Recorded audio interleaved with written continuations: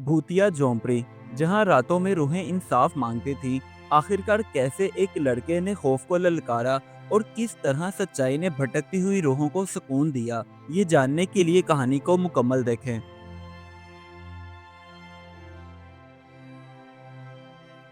ये कहानी एक गांव की है, जहां के रहने वाले लोग मेहनती थे, मगर शाम ढलते ही जाने क्यों सब घरों में दबक जाते थे। गांव के किनारे जंगल में एक पुरानी सी झोंपड़ी थी, जिसे सब भूतिया झोंपड़ी कहते थे। और रात के वक्त गांव में से कोई भी इंसान उस झोंपड़ी के पास जाने की हिम्मत नहीं करता था। अक्सर गांव के बड़े बुजुर्ग रात के वक्त चिराग जलाकर बैठ जाते और बातें करते हुए कहते कि उस भूतिया झोंपड़ी के अंदर से एक औरत की चीखें सुनाई देती हैं। जो भी सुनता है वो कांप जाता है। उसी गांव में एक 20 साला लड़का अरसलान रहता था। वो बहुत ही बहादुर था और डर पर यकीन नहीं रखता था। और गांव वालों की बातें सुनकर वो अक्सर यही कहता कि ये सब उनका वहम है। एक रात अरसलान के दोस्त उसका मजाक उड़ाते हुए कहने लगे, अगर तुम इतने ही बहादुर और न डर हो तो रात के वक्त उस भूतिया झोंपड़ी के अंदर जाकर दिखाओ। तो अरसलान ने उनकी ये शर्त कबूल कर ली। जब आधी रात का वक्त हुआ तो अरसलान हाथ में लालटेन थामे उस भूतिया झोंपड़ी की तरफ चल पड़ा। रास्ता सुनसान था और ऐसा महसूस होता था जैसे दरख्त कांप रहे हों।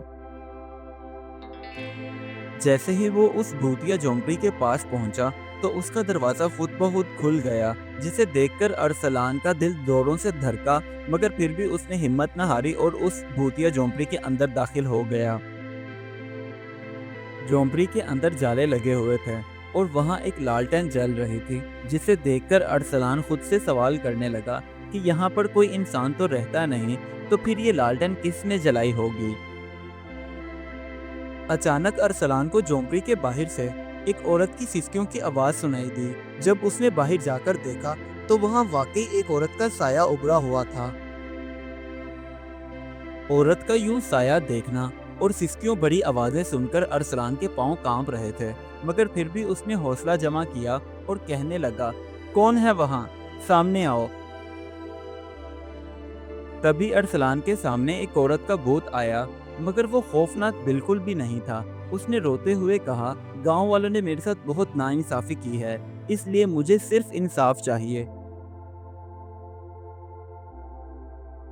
उस औरत के भूत ने अरसलान को यह भी बताया, मैं कभी इस झोंपड़ी में रहती थी, लेकिन गांव के लोगों ने मुझ पर झूठा इल्जाम लगाकर मुझे यहाँ अकेला मरने के लिए छोड़ दिया। उसकी सारी बात सुनकर अरसलान ने कहा, मैं वादा करता हूँ मैं तुम्हें इंसाफ जरूर दिलवाऊंगा और तुम्हारी कहानी पूरे गांव को सुनाऊंगा, ताकि सच छुप ना सके।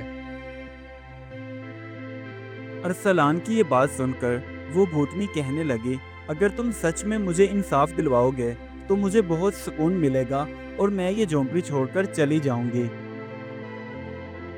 बस फिर सुबह होते ही अरसलान ने सभी गांव वालों को इकट्ठा किया और सारी कहानी उन्हें बताई, जिसे सुनकर पूरे गांव के लोग हैरान रह गए और शर्मिंदा भी हुए।